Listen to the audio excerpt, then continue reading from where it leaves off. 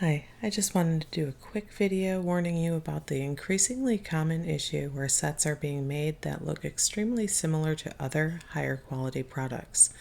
Today I'll be looking at a set by JMHailo, which appears to be the same price yet lesser quality version of the Seami Art set that has been gaining in popularity here on YouTube, AliExpress, and is newly available on Amazon.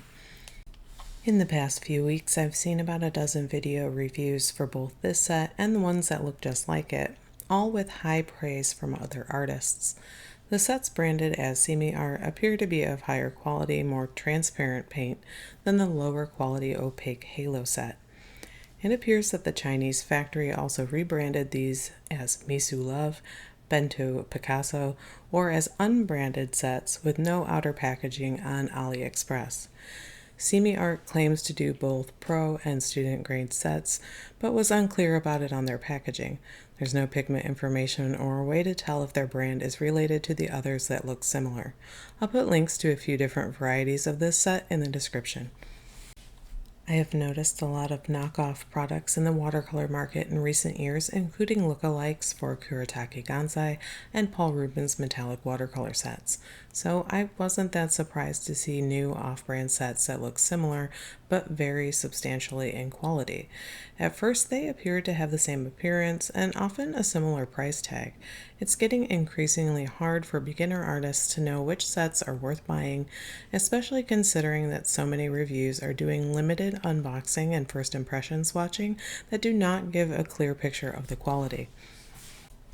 Please note that I am not always against products with a cheap price tag. I have been pleasantly rewarded in the past by companies like Paul Rubens and their Pretty Excellent set, along with Mia and Ducato brands. But if you're just starting your watercolor journey, I recommend picking a trusted, reliable brand that's been around a while instead of what's cheap or experiencing a boost in interest because it's a new item. In this set, there are 50 standard colors on one side, 36 metallic and 4 neon, and a water brush on the other side. The glued-in flexible ice cube style tray holds pans that are definitely smaller than a typical half pan size. Take that into consideration when comparing these cheap sets to the price of standard half pan sets with fewer colors. These colors are vibrant but very opaque. This means that when you mix colors, you'll end up getting muddy or dull mixtures more often than you would with transparent paints. Aside from colors like yellow ochre and metallics that are generally opaque in any brand, I was surprised to find that each and every color throughout this set was opaque.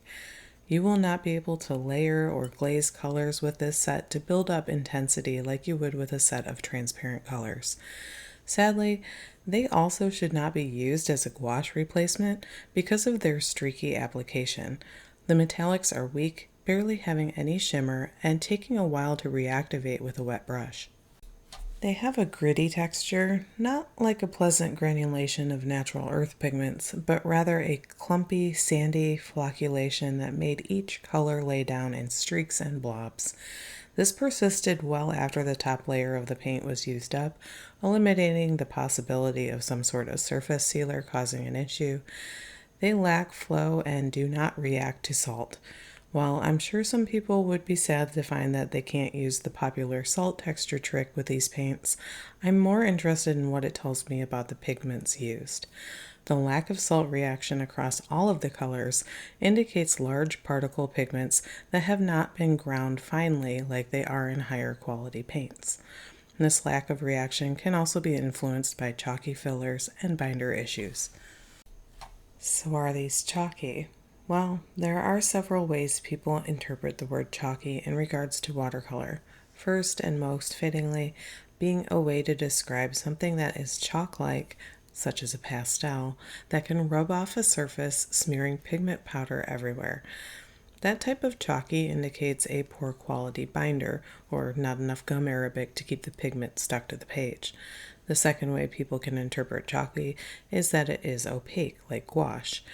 I have seen others define chalkiness as the use of chalk fillers or coarse white pigments mixed into the colors, making it show up on dark surfaces. To be clear, these paints do not smear if touched once dry, but they are very opaque due to low quality fillers. If you dilute them enough with water, you can achieve acceptable washes that don't look as streaky, but the gritty texture reliably shows up when using these on wet paper, where they must disperse or flow. When taking a closer look at the positive reviews on YouTube and on seller sites, I noticed some people only swatched the mass tone or premixed a diluted stroke to apply on dry paper, instead of working wet on wet. This limited testing does not show the quirks of this paint enough to create an informed review. After playing with these over a few days, I did struggle through some paintings to see if I could work with these at all, but I wouldn't bother with these again. I hope to help people avoid my mistake with this review, but feel free to let me know if you only want to see positive reviews about products I do recommend. No matter what your preference, just remember to check if the artist who is recommending something has thoroughly tested it. One of my favorite artists here on YouTube is Lindsay the Frugal Crafter, who typically makes a point to test a product for multiple painting sessions before giving it an honest verdict.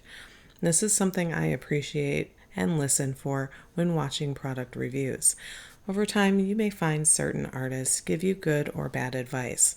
Sometimes even popular artists do quick reviews that gloss over defects due to only sharing their initial unboxing experience, getting an item for free, or in order to make some money on a referral sale.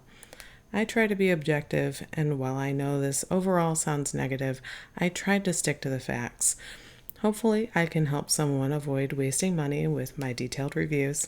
I'd love to hear your thoughts. Let me know in the comments below.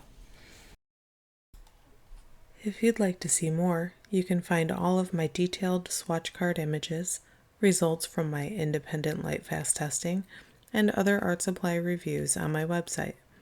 I'm currently building a huge pigment database where thousands of colors can be compared side by side with paint from other brands. Updates about this project, along with line art drawings and high-res color scans, are also available on Patreon. Thanks for watching.